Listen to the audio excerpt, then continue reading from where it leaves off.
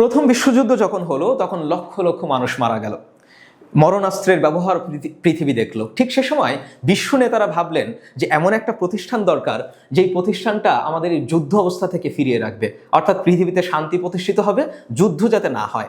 তখন প্রতিষ্ঠা করা হলো লিগ অফ নেশনস। কিন্তু এই লিগ অফ নেশনের যে উদ্যোক্তা সেটি ছিল যুক্তরাষ্ট্র, এবং তারা নিজেরাই এটিতে জয়েন করে নেয়। ফলশ্রুতিতে এই লিগ অফ নেশনস পৃথিবীতে আর টিকে থাকতে পারে নাই, এবং তার ব্যর্থতার ফলে তার 20 বছর পরেই আরেকটি যুদ্ধ হয়, মহাযুদ্ধ, যেটিকে আমরা জানি দ্বিতীয় বিশ্বযুদ্ধ নামে। এবং এই দ্বিতীয় বিশ্বযুদ্ধ যখন শুরু হয়, তারপরে পৃথিবীর যেই নেতৃত্বস্থানীয় যারা রয়েছে, যেই দেশগুলো রয়েছে, তারা আরও একবার ভাবলেন যে এবার সত্যিই শান্তি প্রতিষ্ঠার জন্য উদ্যোগ নেওয়া দরকার। এমন একটি প্রতিষ্ঠান দরকার যেখানে বসে আমরা আলোচনার মাধ্যমে সমস্যাগুলো সমাধান করব, যাতে কামান দাগাতে না হয়, যাতে মিসাইল নিক্ষেপ করতে না হয়, যাতে মানুষকে মারতে না হয়, আমরা যাতে কথার মাধ্যমে, আলোচনার মাধ্যমে সমাধান করতে পারি। ঠিক সেখান থেকেই এই যেটি হয় সেটি হচ্ছে জাতিসংঘ। এবং এই জাতিসংঘ প্রতিষ্ঠা লাভ করে 1945 সালের 24 অক্টোবর, এবং এই 24 অক্টোবরকেই জাতিসংঘ দিবস হিসেবে ঘোষণা করা হয়েছে এবং এটি পালন করা হয়। আজকে আমরা জানবো এই জাতিসংঘ পুরো পৃথিবীতে যে ফাংশন করে, যদিও এটি বিতর্ক সাপেক্ষ, এটি একটি ব্যর্থ সংগঠন বলেই ধরা হয়, কারণ তার যে মূল উদ্দেশ্য শান্তি প্রতিষ্ঠা সেটি সে করতে পারে নাই, এবং সেটি কিছু রাষ্ট্রের হাতে কুক্ষিগত হয়ে আছে। তবে আজকে আমরা জানবো এই জাতিসংঘের 6টি গুরুত্বপূর্ণ অর্গান বা যেই প্রধান অঙ্গ সংগঠনগুলো নিয়ে জাতিসংঘ গঠিত। জাতিসংঘ গঠিত 6টি অঙ্গ সংগঠন নিয়ে।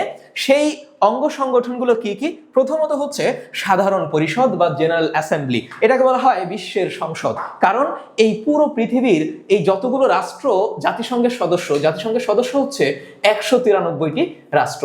এই 193টি রাষ্ট্রই এই সাধারণ অ্যাসেম্বলি, জেনারেল অ্যাসেম্বলি বা সাধারণ পরিষদের সদস্য।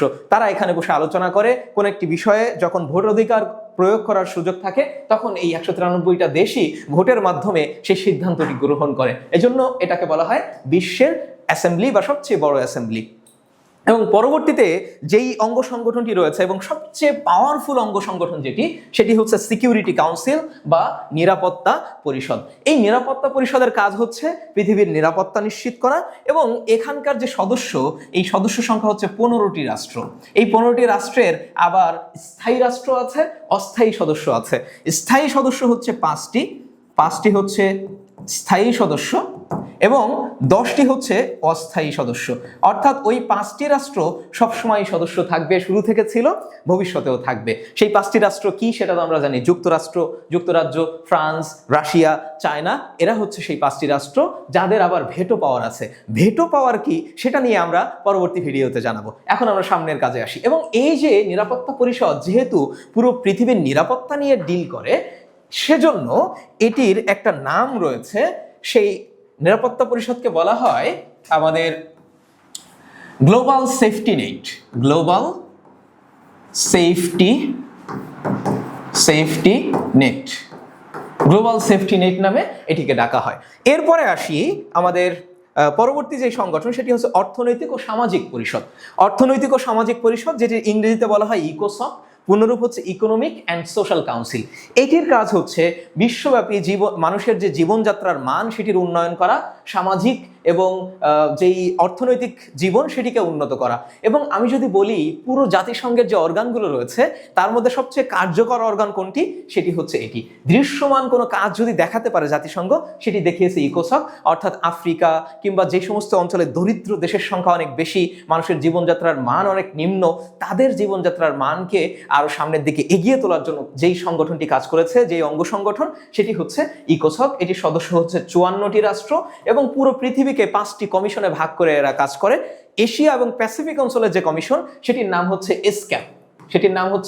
এসক্যাপ, অর্থাৎ economic and social council for Asia and the Pacific. বোঝা গেল? এবং এটির সদর দপ্তর হচ্ছে ব্যাংককে। চলে যাচ্ছে পরবর্তী যে অঙ্গ সংগঠন, সেটি হচ্ছে আন্তর্জাতিক আদালত।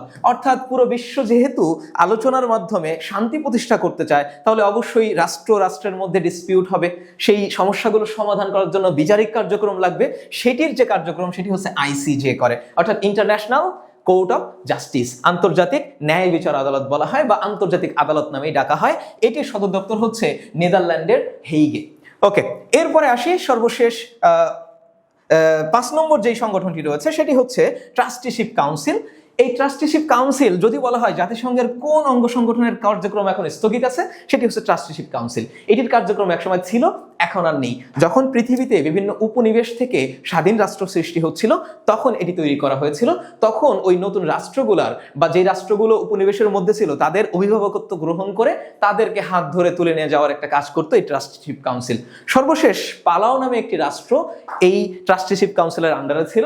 সেটি যখন 1994 সালে স্বাধীনতা লাভ করে, তারপর থেকে এটির আর কোনো কাজ নেই, এজন্য এটি স্থগিত করে দেওয়া হয়।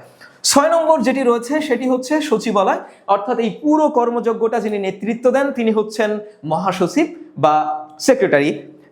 তার যে কার্যালয় সেটিকে বলা হচ্ছে সচিবালয়। এটি ছিল জাতিসংঘের 6টি অঙ্গ সংগঠনের বিস্তারিত আলোচনা। আশা করছি সকলের ভালো লেগেছে। সকলকে অসংখ্য ধন্যবাদ।